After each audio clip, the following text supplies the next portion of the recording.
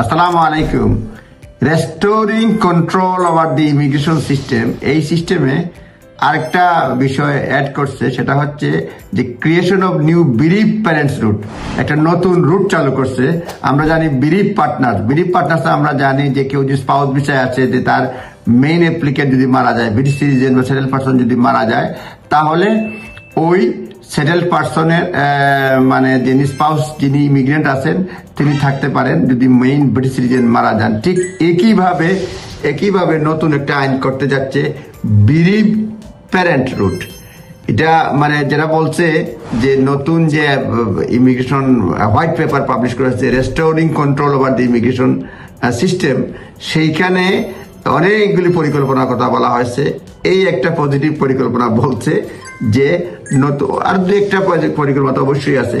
এইখানে বলছে যে creation of new bereaved parent route, নতুন বিরিভ প্যারেন্ট রুট তারা চালু করবে, ক্রিয়েট করবে, allowing those in the UK on the route of a parent of a British settled child, British এবং সেটেল চাইল্ডের মানে প্যারেন্ট হিসাবে এখানে আসে। ট্র্যাজিক্যালি যদি দেখা যায় বাচ্চা মারা যায়, টু সেটেল ইমিডিয়েটলি, তাদেরকে সহজেই এই সেটেলমেন্ট দেওয়া হবে, অর্থাৎ বিরিভ প্যারেন্ট হিসাবে নতুন এই রুটটা করছে। সুতরাং আমাদেরকে মানে অপেক্ষা করতে হবে কি প্রসেসটা দেয়, তবে স্ট্রেট ফরওয়ার্ড হবে। যখন আমরা দেখি যে বিশেষ করে বিরিভ পার্টনার হয়, মারা গেলার প্রুফ বা ডেথ সার্টিফিকেট এগুলো দেওয়া হয়, ঠিক সেইভাবে হয়তো দেওয়া হবে। এখন তো পরিষ্কার না, এটা জাস্ট গাইডলাইন্স তারা বলছে।